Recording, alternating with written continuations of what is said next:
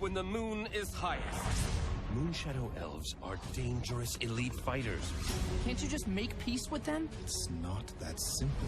There's history, wrongs on both sides. Humans cut down the king of the dragons and destroyed his only egg, the dragon prince. Justice will not be denied. You need to see something. This change. In journeys, there are always surprises. Things never go as you plan. But something incredible happened. Now, we're taking care of someone new. There are reports of shadows in the clouds. Dragons flying high above the towns of Catullus. And Sunfire elves are gathering near the border. An invasion is imminent. Xadia would destroy us if we let them. But we will fight back. Protect the Dragon Prince. At any cost. Sim! Here we go!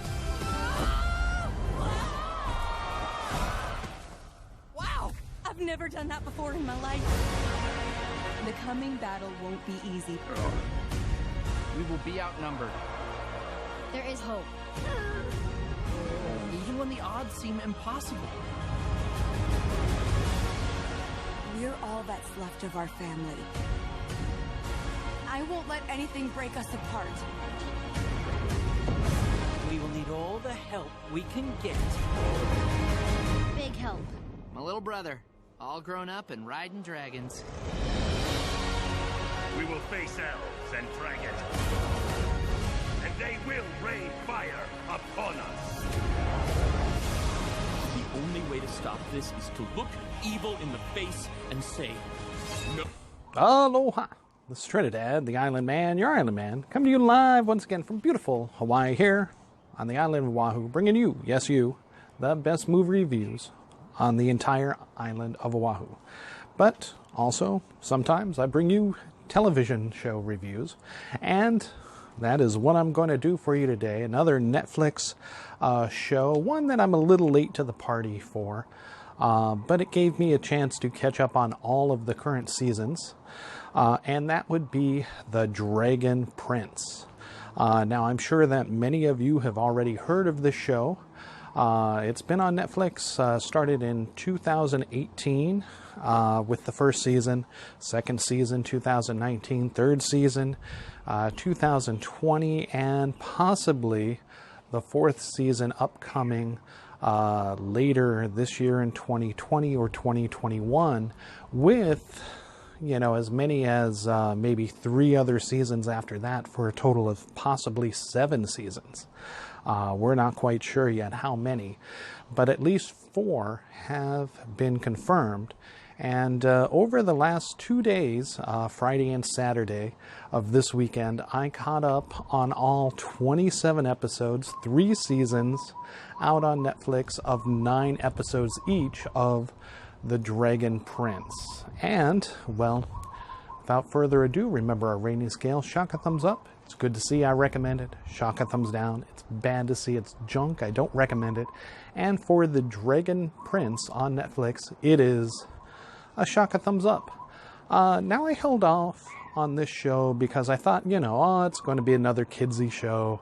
You know, I don't know why I thought that.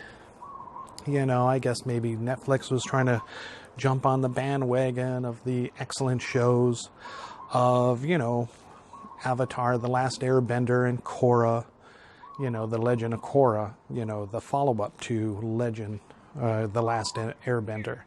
And to be fair, this show was created by Aaron Eza, who just happened to be one of the head writers on Avatar, The Last Airbender. And you can definitely feel its influence in the show, especially since Jack DeSena plays Callum, one of the main characters, a prince, you know, a young prince who is finding his own way in the world through the discovery of magic in this world. There is no bending like The Last Airbender, but it is a magical world. Very much more set in the Western, kind of Western history, whereas Asian and, Eastern philosophies ruled The Last Airbender, and even so much as Korra. Since it was an extension of Avatar: The Last Airbender. So yeah, this is so basically, set in kind of a Western European kind of medieval fantasy-like world, separate from the world of Avatar: The Last Airbender and Korra shows. Basically showing, medieval style, King Arthur-like world, Lord of the Rings-esque, with influence of Chronicles of Narnia, as there is a magical world with magical creatures, dragons, griffins, etc., talking animals, etc., well, magical creatures, etc. Think of Legend of Korra when they enter the spirit world, and when those spirit world creatures can cross over. That is how the world basically is. But most of them, like Lord of the Rings, stay on the elven side of the border, whereas the man side of the border, for humans, is basically just humans, normal creatures, and whatever creatures have crossed over, being, non-restricted by borders, etc. Instead of bending, there are various types of magics, natural magics in the world, come from natural sources, very much like a Western, maybe spiritual, almost Native America influence. Think of like mana and, the natural energies of the world, etc., coming from the sun, from the earth, sun, stars, sky, moon,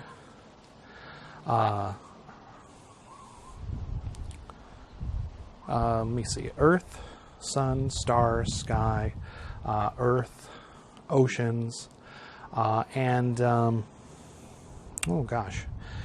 one other, let me see, earth, sun, sky, stars, moon, and ocean. And the seventh source of magic, which is what humans can tap into, is the dark magic, of course. And that is done by sacrificing magical creatures or absorbing magical creatures, their essence, their mana, and using that as the proponent to create their spells. So the rest of the elves, the natural world, finds that offensive, of course, as you are killing, something natural, some magical source of the world, and shaping it into your own means. Very, very Lord of the Rings, very Tolkien-esque type of scenario in that. This also stars along with Jack DeSenza, who in Legend of Korra had played, Sokka. Sounds very much like him. Our heroine, Rayla, and Moon Elf, played by Paula Burrows. Ezran, the youngest of the princes, and in direct line to the throne, to Callum, Sasha Rogen. Claudia, Rachel Belmont, and rounding out her brother Jessica Nocola, rounds out the cast as Soren. Kind of Prince of the Guards. Well, kind of think of like Game of Thrones. He's the King Slayer, essentially, following the king. But when Claudia and Soren's father and a wizard makes a play for the throne, eliminating the king, both Callum and Ezra must make a run for it in order to survive. Very Games of Thrones-ish. Aided by the moon elf that was sent to kill them originally. But they discover that they discover a dragon's egg that Claudia and Soren's father is hiding, and it hatches into the Dragon Prince. And this Dragon Prince has the possibility of bringing peace to the realms, as it is, Ezrin's and Callum's father, who had, with, the wizard, killed, the Dragon Prince's father, the king of the dragons, and stolen the egg to use later for spells and dark magic. So that is essentially the focus of the first season. Moving into the second season, very much and they make references to the Lord of the Rings, like one simply does not walk into Mordor, or here it's, into the Elven Kingdom. So it's very self-aware in that respect, and adults will get those inside jokes, even as Callum's character, played by Jack DeSena, even makes a Sokka joke in reference to Sokka's boomerangs in Avatar: The Last Airbender. But it is very well thought out, very well fleshed out, and you can definitely feel the influence of Avatar: The Last Airbender and The Legend of Korra throughout this show. The artwork, it's all kind of computer slick graphical instead of hand-drawn,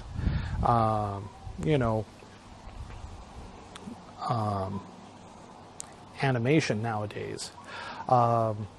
Think a little bit of the slickness that you got with the Legend of Voltron, that kind of, but the characters are more drawn in a more of a human rendered manner, not so oddly shaped body types, which is something I don't agree with, like things with Teen Titans Go, and which I felt was a flaw with Voltron as well, the Legend of Voltron, when Netflix did it. I don't care for that animation style that really shows like a disproportionate aspects of the human body, or even aliens you can get away with because they're alien and they could actually look like that. And here you see that in many of the mythical and magical creatures throughout the Dragon Prince. But the humans are drawn basically anatomically correct and proportioned to add realism to it. And I think that helps out a lot, very much like Legend of Korra was and The Last Avatar. So they carry that through. But many of the basic messages carry over as well, despite a change in, the philosophical beliefs, more of a Western magical spiritual influence than, say, the Eastern or Asian influenced martial arts settings of the, of Last Avatar, Korra.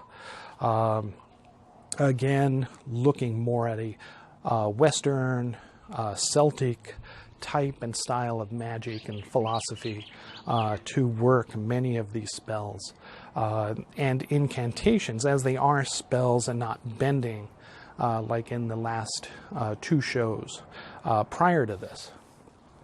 Also, I know this is kind of late, at least talking about the start of the Dragon Prince, but I find that, this might be more relevant in, all the hoopla about the news that came out earlier this week, that in Netflix's live action show that they're planning for the last Avatar, Avatar: The Last Airbender, that, the show creators, the two creators for the show, have departed, working with Netflix, and Netflix is going to carry on without them.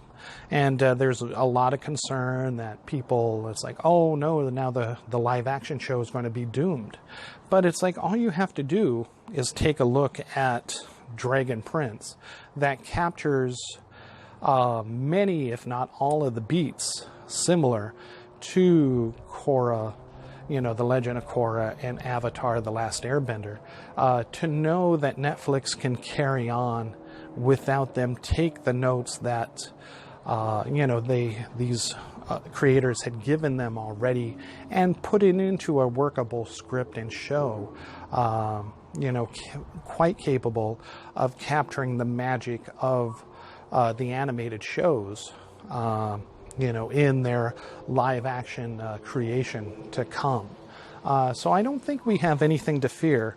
Now, that being said, a lot of that feel is thanks to Aaron Ezhaz, who has created the Dragon Prince. And although it is specified that he is not working with Netflix on this show, you know, on the live creation of, you know, Avatar: The Last Airbender, I feel that now that the creators have left, the original creators to the show have left, that Netflix will definitely draw on him at some point to bring in his thoughts and make sure that it all seamlessly connects to the feeling of the show, very much like this Dragon Prince show definitely does. So I don't think there's anything to worry about with Netflix's upcoming live action Avatar: The Last Airbender show. And if you have any doubts of that, all you have to do is take a look at the show The Dragon Prince, and you will see that Netflix has everything well under control, despite what differences they might have had. All right. Again, this is Trinidad, the Island Man, your Island Man, giving The Dragon Prince a shotgun thumbs up. 3 seasons out right now, 27 episodes, you know, 9 episodes per season. All go by very quick. I finished it in 2 days easy, and I wasn't even like pushing myself to watch it because, you know, the shows are less than a half an hour, easily spaced for them to sell, you know, to overseas markets across the globe, already spaced for commercial breaks. So they're about like 24, 25 minutes so that they can automatically put in those commercials for a half an hour show on commercial television in other markets. You know, so definitely check it out, especially if you're a fan of Avatar: The Last Airbender, The Legend of Korra, which is now just dropped on Netflix. Once you finish through those shows and you're still hungry and you're waiting for that live action Avatar: The Last Airbender show, check out Dragon Prince, because it flows seamlessly right back into it once again. Plenty for kids to enjoy, plenty even for adults to enjoy some of the jokes, some of the situations. You know, again, there are romantic situations, there is life and death situation consequences in each of these shows. You've seen that in Avatar: The Last Airbender, The Legend of Korra, and you will see similar aspects of that captured seamlessly and brilliantly in The Dragon Prince. Again, you know, watch it with your kids. They'll greatly enjoy it. You'll greatly enjoy it. And look forward to the live action Netflix show of Avatar: The Last Airbender. And in the meantime, enjoy The Dragon Prince. Shock a thumbs up all the way. All right. Thank you so much. It's Trinidad, the Island Man, your Island Man, saying mahalo and aloha.